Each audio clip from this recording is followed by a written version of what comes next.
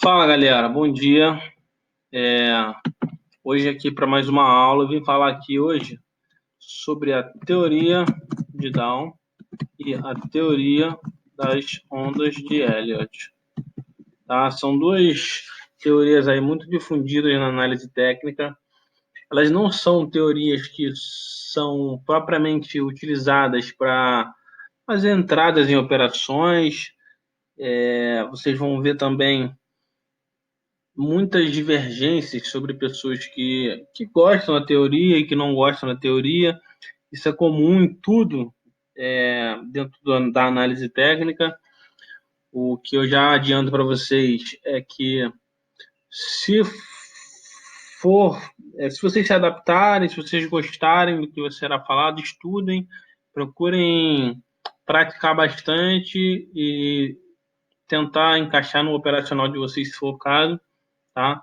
Mas é, nem tudo é 100% verdade absoluta, tá? Vocês têm que tentar encaixar com a forma de pensar de vocês. Então, dando início aqui, a teoria de Dow, ela não é, como eu falei, ela não é usada como indicador ou ferramenta de entrada em operações, mas ela ajuda a entender. Ela é o fundamento para outras ferramentas, como, por exemplo, Fibonacci, que a gente vai estudar mais à frente, e ela ajuda a entender principalmente o, o momento do mercado, tá? O momento, o contexto do mercado, em que situação o mercado se encontra. Eu, eu utilizo principalmente para isso, tá? E vou falar um pouquinho da história aqui da teoria de Down. O pioneiro foi Charles,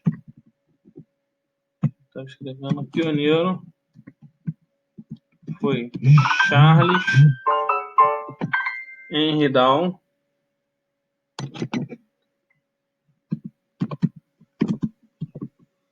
Ele foi o jornalista americano que criou a empresa chamada Dow Jones Company. Foi o primeiro a estabelecer o preço médio de um conjunto de ações. Isso é muito interessante, tá? Preço médio de um conjunto de ações,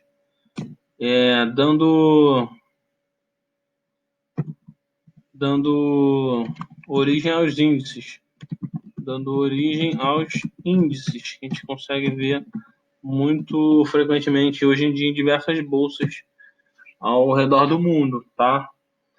Os principais índices, os mais famosos índices criado lá pelo Charles Dow foram Dow Jones, os índices Dow Jones Transportation, meu Deus, e Dow Jones Industrial.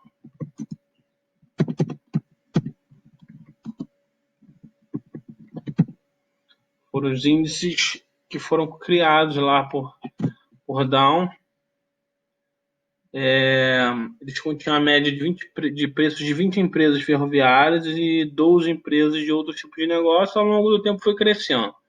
O objetivo era medir a pressão das tendências, identificando como se encontrava a economia americana, porque era baseado na saúde dessas empresas que a gente conseguia ter uma noção de como se comportava a economia do país. Certo? A partir daí ele começou a criar algumas observações.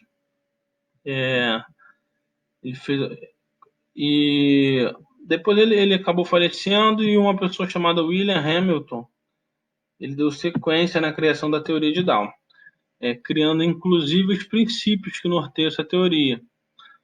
O primeiro princípio é o seguinte: os preços descontam tudo, tá?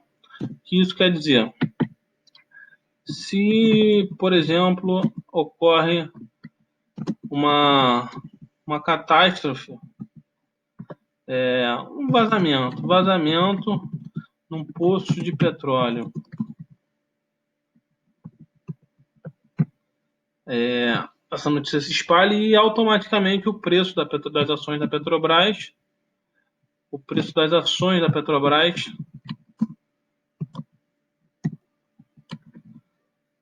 eles caem. Esse ajuste ele é feito quase que automaticamente. Por isso que esse princípio ele é tão importante, tá? Outro princípio aqui que é citado é o princípio das três tendências. O Dow ele observou que o mercado ele se movimenta em tendências. Tendência de alta, tendência de baixa e tendência lateral. Isso é uma forma de enxergar, tá? E a outra situação é o tamanho dessas tendências. Tá? A gente consegue observar a tendência primária, a tendência secundária e a tendência terciária. Essas três tendências, cada uma tem um período específico de duração. Essa primeira, ela pode durar de 1 a mais anos. Essa daqui, alguns meses. E essa daqui, semanas a meses. Isso aqui é só para ter uma base, não é uma regra fixa também. Tá? São movimentos longos, são movimentos medianos e movimentos mais curtos. E a gente consegue ter uma noção de qual tendência está observando isso. Outro princípio da teoria de Down são as fases de mercado. Okay? O mercado de alta ele tem as seguintes fases: acumulação é a primeira fase do mercado de alta, onde investidores que são muito experientes, eles compram de vendedores ruins, tá? Aqui o público em geral está fora do mercado e mesmo com relatórios ruins, análises pessimistas das empresas, os insiders, aqueles players que têm informações privilegiadas, eles já começam a comprar, começam a movimentar o preço, ok? A segunda fase é a alta moderada, onde entra mais volume de negociações. Traders experientes, os mais experientes ganham muito dinheiro e o mercado está mais promissor. Pessoas com uma certa experiência já começam a entrar também no mercado. E o mercado começa a se movimentar também, elevando o seu nível de preço. E aqui, por fim, é o excesso de alta, tá? Ou estouro. Aqui, quando as notícias estão espalhadas, todo mundo já está tendo acesso a essas informações e, consequentemente, o preço já está caro, tá? É a hora que começam a ocorrer as correções mais profundas, beleza? Na fase de baixa, na fase de baixa do mercado, é muito parecido, tá? O que ocorre? Primeira fase é a distribuição,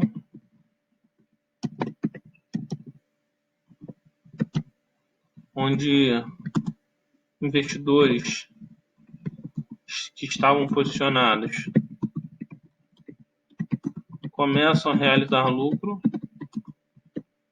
o preço já começa a cair, tá? Os investidores que entraram atrasados,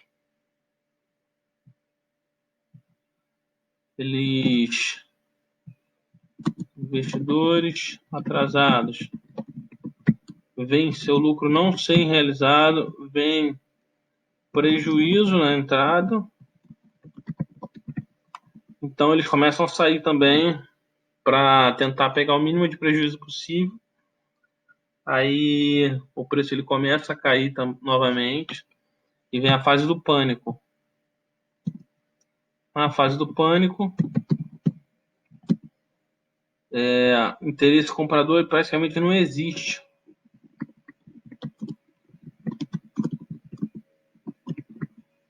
E o preço ele despenca. A baixa moderada já muita gente já se desfez das suas posições.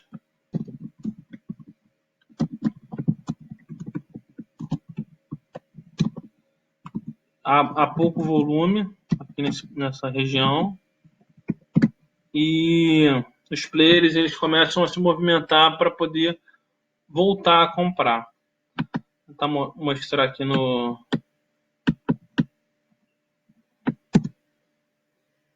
nosso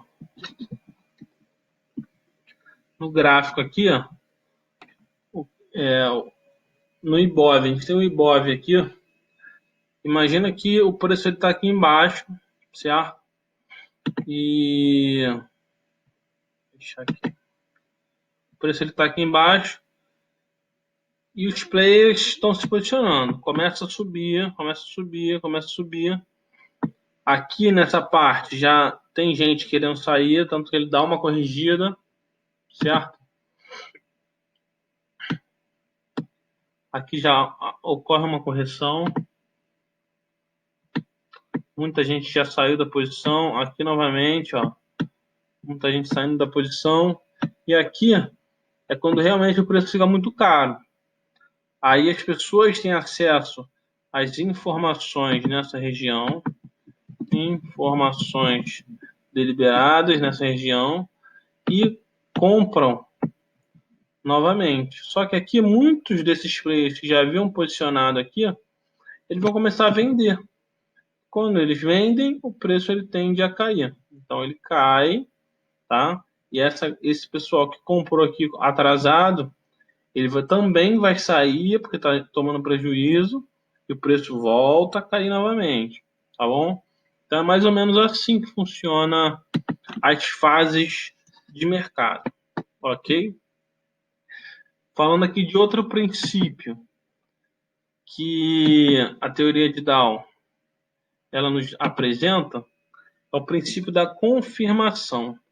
O princípio da confirmação ele mostra o seguinte: se eu tenho um índice que eles são correlacionados e esse índice ele está fazendo um movimento de subida, certo?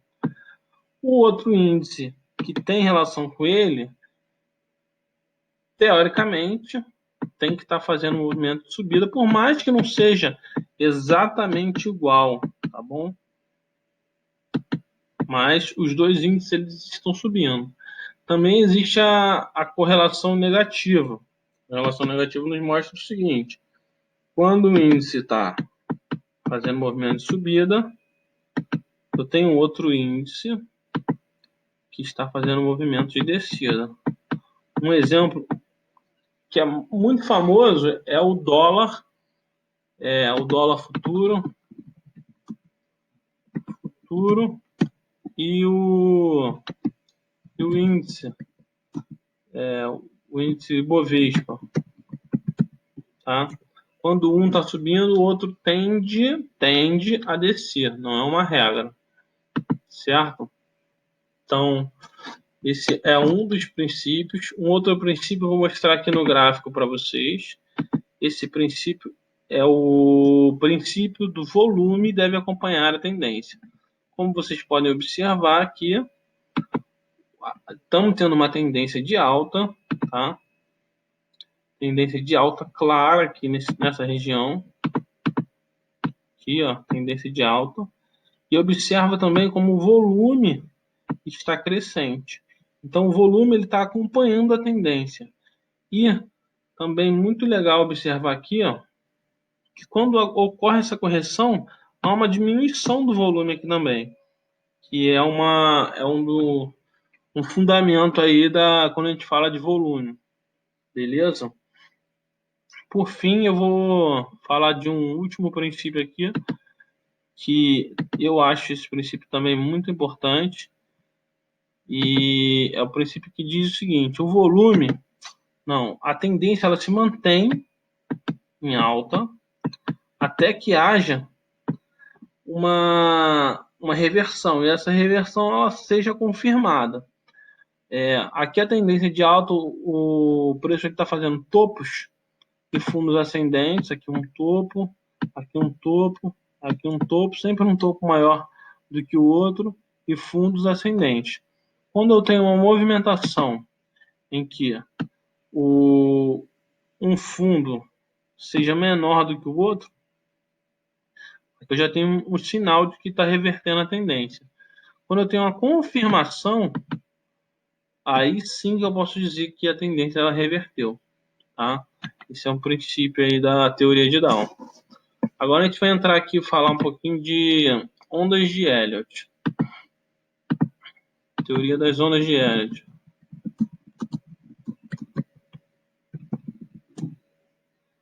Um economista norte-americano chamado Ralph Nelson Elliott foi o criador dessa teoria.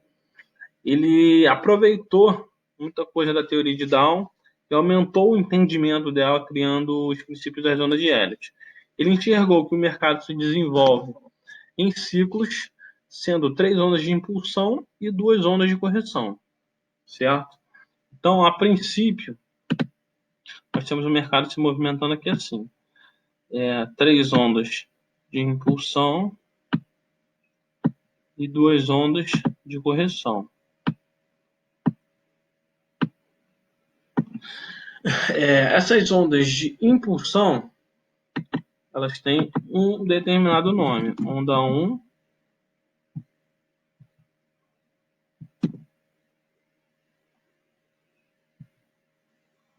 onda 3 e a onda 5. As ondas de correção, elas são chamadas de onda 2 e onda 4. Tá? Esse aqui ele forma uma pernada de impulsão só, mesmo tendo essas correções no meio. Quando a gente for ver o ciclo completo, ele também é formado pelo seguinte, ó, os movimentos corretivos, que são formados por 3 ondas: a onda A, a onda B e a onda C. Então a gente tem aqui a pernada de impulsão e a pernada de correção, formada pelas ondas A, B e C, ok? E logo um ciclo completo das ondas de Elliott, eles têm 8 movimentos. 8 movimentos.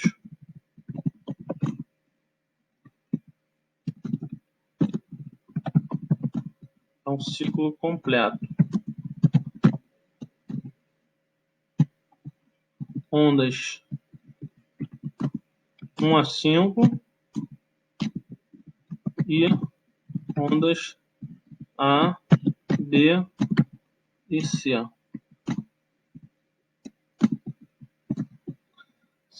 Que compõem o ciclo completo, tá? Vou explicar um outro conceito aqui muito interessante também. Esse conceito ele é denominado fractal. Fractal. Esse conceito ele tem que ser observado pelo seguinte: como eu falei, o mercado ele se movimenta em tendências. A gente tem as tendências primárias, secundárias e terciárias. Só que, se eu for observar um gráfico de um ano, dentro do gráfico de um ano eu tenho uma tendência secundária. Essa tendência secundária ela vai se movimentar aqui dentro de uma pernada, de uma onda, de diversas formas. Então eu tenho aqui, ó, de repente, um ciclo quase completo aqui dentro dessa onda 1 com 5 ondas, tá? E dentro dessa tendência secundária aqui, eu posso ainda ter uma tendência terciária. Eu posso não, com certeza eu vou ter. Aqui, ó, uma onda 1, uma onda 2, 3, 4, 5. Dentro de uma pernada da tendência secundária que está dentro da pernada 1, da onda 1 da tendência primária, tá? Esse conceito é o conceito chamado conceito fractal. É um conceito importante, tem que ser observado, porque, por exemplo, se eu tenho aqui uma onda 1, uma onda 2 aqui, uma onda 3, só que já está começando a onda 2 da tendência primária. Já fez um movimento aqui e fez isso aqui. Eu posso achar que ainda vai ter uma onda 5, só que na verdade já é o início da onda 2 da tendência primária. Então eu não posso entrar nessa operação porque eu sei que vai voltar a cair o preço. Eu tenho que ter essa noção para não entrar no momento errado de mercado ali, tá bom? Tem denominações para os ciclos também, que eu acho não é tão importante assim, grande círculo, grande ciclo, superciclo, ciclo primário, são fatores menos importantes. E eu vou falar aqui para finalizar de algumas regrinhas, tá? Essas regras, elas sim são importantes, das ondas de Elliott. Primeira regra, a terceira onda, ela é geralmente a maior de todas as ondas, ok? Se a gente for olhar no gráfico lá, observar direitinho, ela geralmente é a maior de todas as ondas. A onda 3 não pode, a onda 2 não pode corrigir, a onda 2 não pode corrigir mais do que 100% da onda 1. Então, eu tenho aqui o movimento da onda 1 e a onda 2 ela está se desenvolvendo. Ela chegou aqui em 50% e não subiu. Chegou aqui em 68,1%, não subiu. 100% passou, então ela se caracteriza ali como sendo onda 2, por causa dessa regra, tá bom?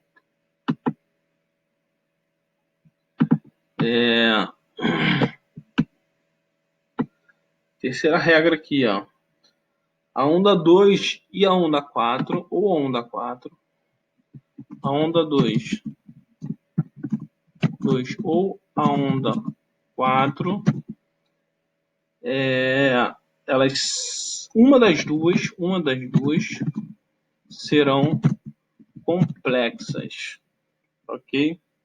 Sendo uma ou outra, nunca as duas. O que isso quer dizer? O mercado está se movimentando, ele não forma uma reta certinha assim. Ele vai subindo, fazendo pequenos zigue-zagues, e ainda assim a gente considera como uma onda só. Está subindo, fazendo zigue-zagues. Essa é uma onda só. Ele começa a cair, formando a onda 2, ainda bem padronizadinho aqui. Começa a subir novamente, formando a onda 3. Beleza. Quando for formar a onda 4, se a onda 2 for uma onda linear, muito bem visível, geralmente a onda 4 ela vai ser um pouquinho mais complexa. Ela vai ter os movimentos de falso rompimento, certo? Até que forme a onda 5 novamente.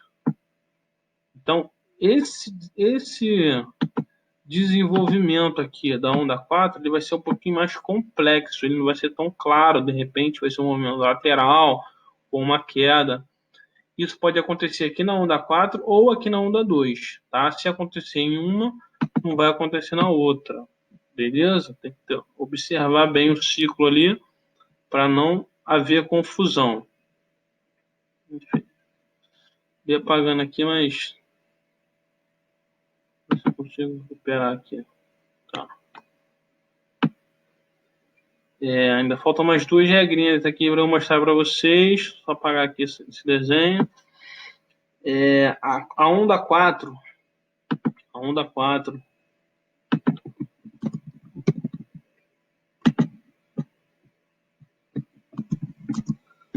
Não pode violar território da onda 1, certo? Exceto em triângulos. Triângulos são figuras gráficas que nós iremos ver mais à frente, não vou entrar em detalhes.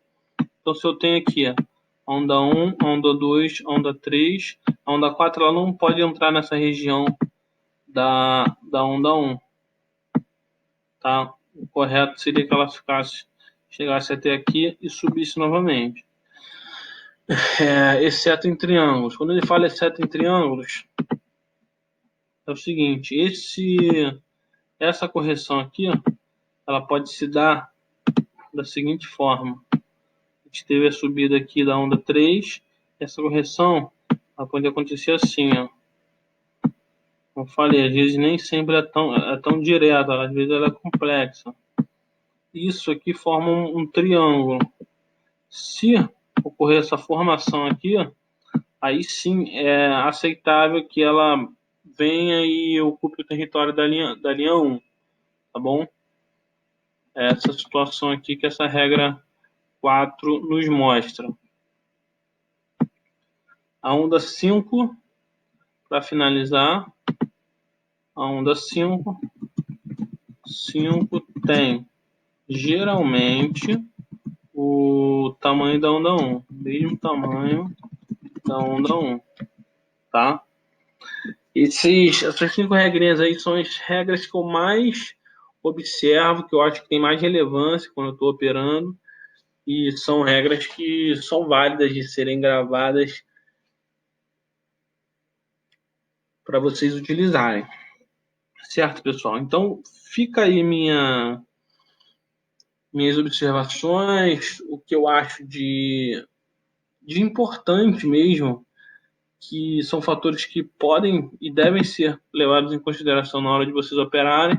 Muita coisa é pouco prática, é mais para você obter o conhecimento, entender bem a teoria, mas eu não acho que vai ser utilizado tão constantemente, então por isso que eu preferi não passar mais a fundo e para também não alongar tanta aula. Primeiro eu queria agradecer aí quem ficou até o final da aula, quem pôde absorver aí um pouquinho do conhecimento, das informações que eu queria passar. Espero que tenha ajudado. Vou pedir para vocês, se tiverem dúvidas, precisarem de alguma dica, quiserem fazer sugestões, procurem lá no meu Instagram. Esse é o Instagram que eu estou sempre interagindo lá com o pessoal. Mandem mensagem, comentem lá as postagens, tá? Vou pedir aí que vocês curtam o vídeo, compartilhem, comentem aí embaixo se vocês quiserem saber mais, tiverem interesse. E não esqueçam de dar aquele joinha lá para poder difundir aí, espalhar as informações com a galera interessada. Falou, galera? Uma boa semana aí para todos, bons trades, um grande abraço.